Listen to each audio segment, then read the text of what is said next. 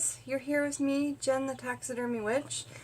In the video before this, you saw how I made raw udon noodles out of coconut, out of a young Thai coconut. And I taught you how to cut it open and how to also save it, cut the top out nicely, and save it for making floating candles in Witchcraft, okay? So this one I cut in the video, it wasn't exactly perfect. This other one I cut in the video was a little bit better. And the third one I did today was quite lovely. So as you can see, with a little bit of practice, it's not too hard. And those, save every bit of it. I saved and put in my dehydrator all these outside skins. So the one thing I forgot to save, because in the video you saw me chug the the coconut juice, I forgot to save the actual juice of the coconut. And so after work today I went and got another coconut. So all together in here we have the meat of about 2.5 coconuts. And that's quite a lot of noodles, enough for 2 people to have a big soup, okay? So first and foremost, get a big bowl. Add your noodles into the bowl. And I want to show you, I did peel all the skins off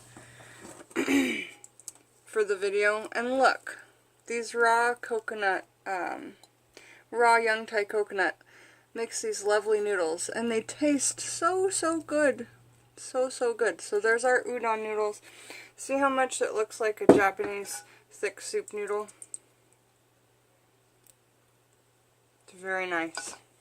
Okay, so we are going to pour in the juice of 1 whole coconut to 2.5 coconuts of meat. Okay, and you'll probably get 2.5 because, for instance, if you don't cut it perfect the first time, you won't get a lot of noodles. You'll just get little bits and pieces that you end up eating. Clean your hands really well, of course, before you do this. And now we've just got, they're just marinating back in their juice, okay? So that's not going to change the taste at all. But we do need to get some soup flavor in here, okay? So if you're going to do all raw, you can add nama shoyu, which is an unpasteurized soy sauce. And that's what raw people add instead of soy sauce. I'm not doing all raw right now, so I'm going to add a little bit of regular soy sauce. A little bit goes a long way, you guys. Don't over season. It doesn't take too much. And I also have seaweed I'm adding, so there's going to be a good amount of salt there. And just remember, you can add more later. Now, normally I don't do anything to this except I add a product made by this company. But it's not the raw coconut vinegar. It's a raw soy sauce. It's called coconut aminos. And I just have coconut aminos and the coconut nectar. And that's it. Okay, not coconut nectar, the coconut, not milk, water. The coconut water from the inside. And the aminos, the coconut aminos, and then that's it. That makes the perfect broth, okay? But I don't have coconut aminos. And coconut aminos and this, they're $12 a bottle. It's very expensive, but the taste is amazing. It's so good for your body. It's gluten-free, it's raw, it's the whole deal, organic, all that. So you need to get some sweetness in there, and a little bit of sour, and a little bit of spice. Now, I'm doing raw onions, so I don't need to do spice, but if you wanted extra spice, in a traditional Japanese udon soup, and this is a cooked thing, it's not, none of these are raw, these are raw, but this, of course, chili oil is something really nice you can add into soup if you're not raw. This is what is in traditional Japanese udon soup. It's called nanami togarashi. And then this is a leilu chili oil, which I just love. So I'm not adding any of that for now because, like I say, I have onions, and I'm really simple when it comes to this. Now, we are going to be making a little citrus and sweet broth in the side, okay? I want these noodles to start soaking up that soy sauce flavor though, so I did get that soy sauce in there. First, if you have these soak for a while before you serve them, then what you want to do, oh, we want to get these onions in here to start tenderizing those too. The onions as well as, but not the green onions, the white onions and the mung bean sprouts. I love crunch in my udon, my raw udon that I make.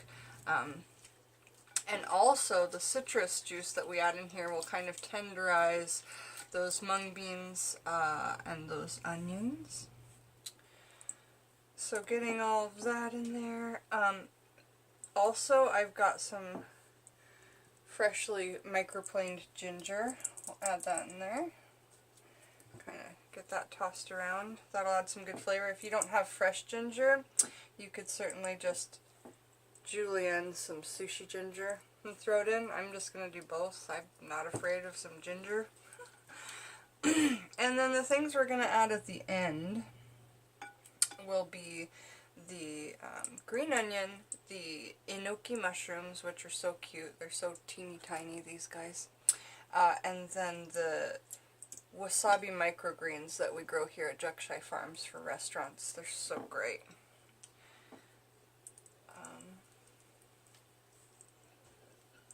Yeah, so get that screaming around in there.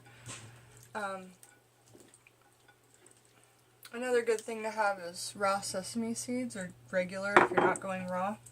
But they do make raw sesame seeds. They're just, of course, 10 times more expensive. It's like, wait, we took a step out. Why is it more expensive? But really, it's just because I believe raw living is such a good way of life. They want to keep it from us by making it so expensive. Oh, but dollar menu, for Pete's sake. That's affordable, you know. Okay, so I'm going to squeeze my lime over it now just to get it tenderizing. And you can save your skins, throw them in the dehydrator for potpourri. So we'll save those skins for potpourri for Witchcraft, or, you know, the skins just for Witchcraft workings. If you're watching my channel for the first time just to get a raw recipe, I do herbalism, witchcraft, energy workings, massage therapy, all kinds of stuff on my channel. But I do recipes on my channel as well. So just kind of massaging that together. And it looks beautiful. There's no color in there yet, but there's a lot of texture. Okay, and just push it down so everything's got that liquid on there, okay? Now, we're going to be making any kind of orangey citrus you have, because that's nice and sweet. It's going to add a nice sweet element. And then I just have more lime, okay? And then I'm going to do that to these, get this in there, and I'm going to pick a sweetener. I'm either going to use a light agave or a coconut nectar, and I haven't decided yet. I'm going to get the citrus in there, see how they taste, and then go to the next step. So, yeah. It's very slow tonight at work. I had a dinner shift. I'm a waitress at a Japanese restaurant, if you've not seen my channel before.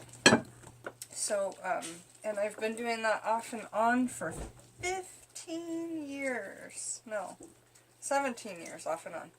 I started in 1998. Wait. Oh my gosh, so that's 21 years off and on. Jeez Louise. Where does the time go? So I started in 1988 when I was 16 years old. And when I started there, I thought, oh, I will want to work here because maybe I'll get free sushi. Well, I didn't, but I did get lots of yummy Japanese food. I got lots of sushi, it just wasn't free. Saving these for potpourris or witchcraft workings in the dehydrator.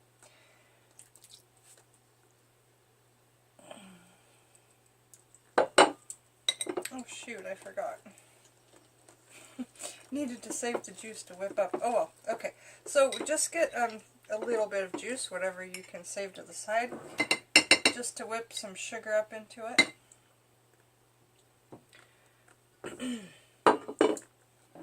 Let's see what this coconut nectar tastes like.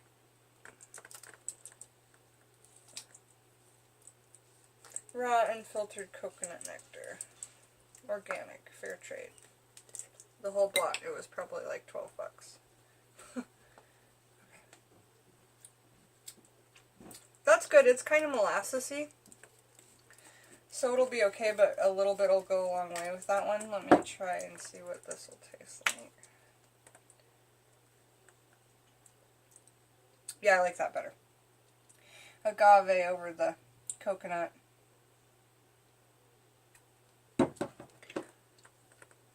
And I use this teeny tiny whisk. And, you know, now if you wanted to do your chili flakes or your chili oil, you could put that in there. Or if you needed more soy sauce.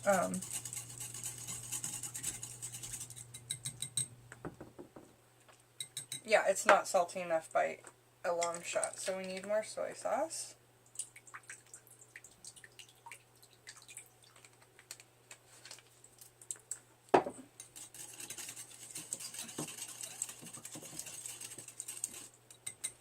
Honestly, I don't normally cook in my bedroom, but I didn't want to clean up my kitchen before this video.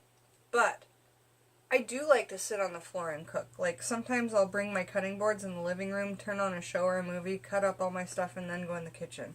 It also is nicer on your back for me than, like, standing and doing it. So, here we go in with the rest of that sauce, broth, whatever you want to call it.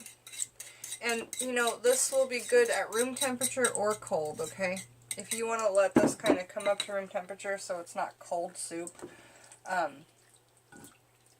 And you could warm it up to 95 degrees if you wanted it kind of warm. And it would still be raw in my book. 100 degrees, but once you go to 102, some people don't call it raw anymore. So I would just try and keep it at, you know, 95. Okay, let's taste something. Let's just taste a little bit of a noodle. Well, it needs to kind of marinate a little bit. I'd give it an hour or two at that point. It needs a little more sugar. And just taste it, you know. What does it need? Just taste it. It doesn't need any vinegar because I had the citrus, but if you guys did not have any fresh citrus, just use maybe a little bit of vinegar. I love cane vinegar.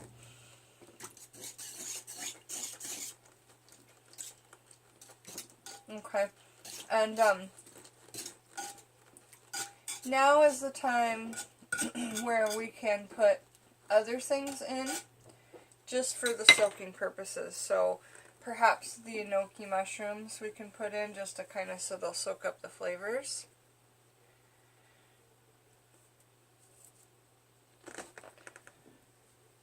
And they're gorgeous.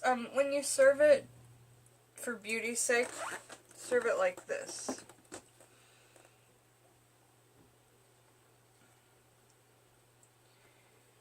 Something like this.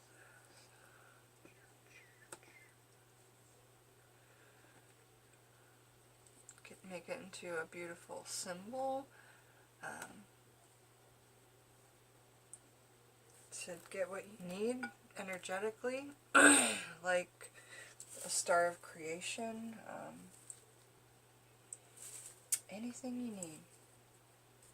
You could make the green onions into a money symbol before you eat it if it was a money diet, a money promoting diet, because foods have energies. They're not just medicinally geared, they are also energetically vibed and property-wise when it comes to alchemy and witchcraft and Wicca and the like. So that was really interesting to me. I never thought when I first got into witchcraft that that would be something that came up, because I've always been so interested in food and herbalism. Herbalism is something I knew would be a part of witchcraft. You know, I feel like that's a little bit obvious, even from what you see in Hollywood. Herbs. Witchy herbs. Okay, I love presentation, to be honest. I spend a lot of time doing it. I always get complimented on my presentation when I'm just making a salad for dinner for my mother-in-law or whatever. And you know, we keep on going on what we thrive on, right? These are some wasabi radish microgreens. A little bit of those go a long way. Maybe we'll dress up the mushrooms.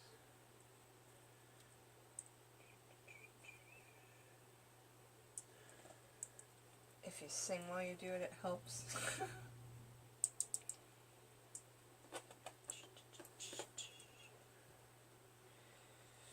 Ooh, also, if you are raw but not vegan, I have fresh raw quail eggs. You could pop some quail eggs on there.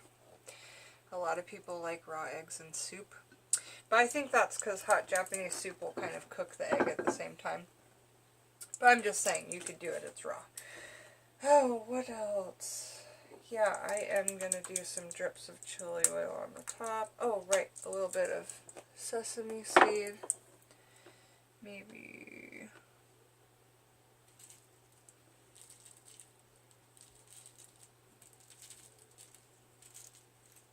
I have to take a picture of this for my Instagram. My Instagram is the Taxidermy Witch.